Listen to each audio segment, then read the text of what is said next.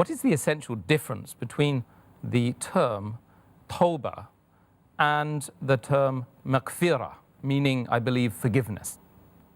Maghfirah means forgiveness, and istighfar means seeking forgiveness. Istighfar, the meaning is of two types.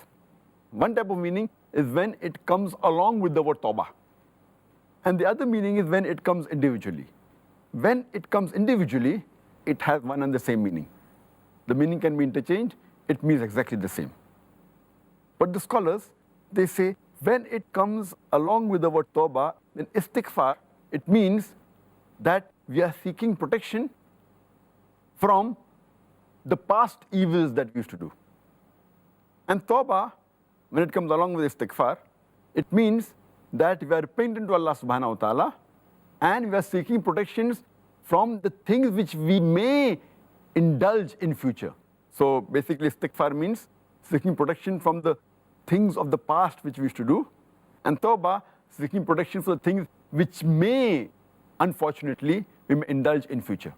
So this is the basic difference. If it comes separately, the meaning is one and the same. If it comes together, then it has two different meanings. It's good we're going through this technical definition phase in every episode. I think this is something which is missing amongst the brothers and sisters, is the real understanding of the basic terms. The next question really for me would be, why is it such a special thing to seek repentance during this holy, blessed month of Ramadan? This month is special because Allah subhanahu wa ta'ala, He forgives His slaves, His servants, the maximum in this month. Therefore, it is given the title Ramadan, the month of forgiveness. And our beloved Prophet Muhammad said, it's mentioned in the Hadith of Tirmidhi, in the book of fasting, Hadith number 682, where our beloved Prophet Muhammad said that when the first night of Ramadan comes, the devils and the demons, they are chained. And the gates of hell are closed. Not even a single gate is open. And the gates of heaven, they are open. Not even a single gate is closed. And the caller, he calls to the people that, oh, those who want to do good, please come. And those who are doing evil, please desist. And Allah subhanahu wa ta'ala, He ransoms His slaves. And He does that every night of Ramadan. And our beloved Prophet Muhammad, he further said, it's mentioned in a Sahih Hadith of Tirmidhi, Hadith number 3545, where the beloved Prophet Muhammad, once he goes on the pulpit before giving a khutbah, and he says, Ameen, Ameen, Ameen thrice. So the people ask, that, oh Messenger, why? So the Messenger of Allah subhanahu wa ta'ala says that Archangel Gabriel had come to him and said that anyone who does not have his sins forgiven after Ramadan is approached and enters the hellfire, ask Allah to keep a distance from him. And then Gabriel says to Muhammad sallallahu alaihi wasallam, say Ameen.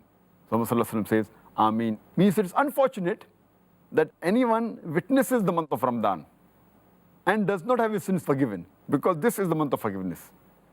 And our beloved Prophet Muhammad sallallahu alaihi wasallam said, it's mentioned in Sahih Bukhari, volume number 3, in the book of fasting, Hadith number 1901, that if anyone fasts in the complete month of Ramadan with belief and seeking the reward of Allah subhanahu wa ta'ala, all his past sins will be forgiven. That's the reason Ramadan is called as the month of forgiveness.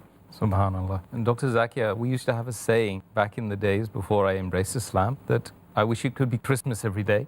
And I'm going to say, I wish it could be Ramadan every day now, more appropriately. What about the necessities of seeking repentance, especially during this holy month of Ramadan? And what are the merits of seeking forgiveness? It is compulsory for every believer of Allah subhanahu wa ta'ala, for every Muslim, that if he does any sin, whether minor or major, small or big, he should repent as soon as possible. Repentance is compulsory for any sin that you've committed. And Allah says in the Quran, in Surah Nur, chapter number 24, verse number 31, "O you believe, turn altogether in repentance to Allah subhanahu wa ta'ala so that you may attain bliss, so that you may become successful, so that you may enter paradise." Allah gives a similar message in Surah Tahrim, chapter number 66, verse number 8, that, "O you believe, turn to Allah subhanahu wa ta'ala with sincere repentance." And Allah further says in the Quran, in Surah Hud, chapter number 11, verse number 3, that ask for forgiveness to Allah subhanahu wa ta'ala and seek His repentance so that He may do good to you. Allah subhanahu wa ta'ala says in the Quran, in Surah Shura, chapter number 42, verse number 25, that He accepts repentance and forgives sins and asks for forgiveness. For Allah subhanahu wa ta'ala is of forgiving and most merciful. And Allah says in the Quran, in Surah Ma'idah, chapter number 5, verse number 39, that if the thief, if he repents and if he changes his acts after repenting, if he has changed his acts, then Allah subhanahu wa ta'ala turns to him in forgiveness. For Allah subhanahu wa ta'ala is of forgiving and most merciful. Allah repeats a similar message in Surah Ma'idah, chapter number 5, verse number 74, that ask Allah subhanahu wa ta'ala for forgiveness, for He is of forgiving and most merciful. Besides several verses of the Quran, there are several hadith which speak about the merit of tawbah. For example, if you read the hadith of a beloved Prophet Muhammad sallallahu alaihi wasallam in Sahih Bukhari, volume number 8, book of applications, hadith number 6307, where a beloved Prophet Muhammad sallallahu alaihi wasallam, he says that I ask for forgiveness and repentance more than 17 times a day.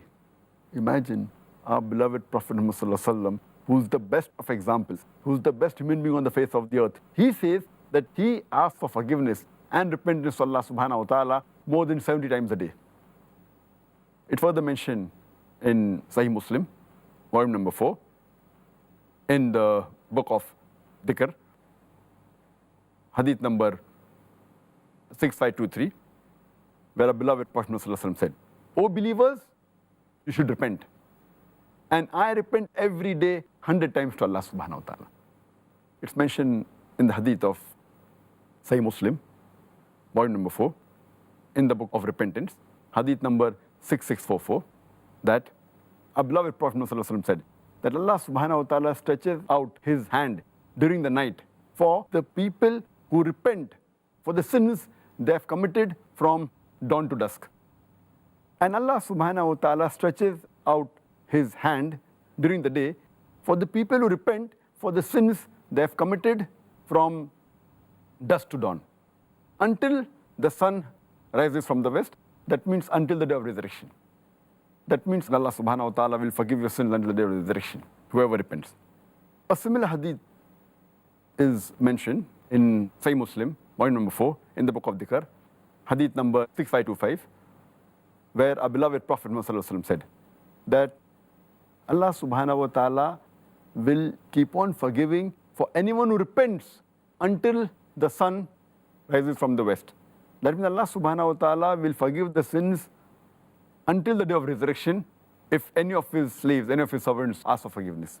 Further, it's mentioned in Sahih Bukhari, volume number 8, in the book of Riqaq, hadith number 6438, where the beloved Prophet Muhammad sallallahu alaihi wasallam said that if the son of Adam was given a valley of gold, he would yet want a second one.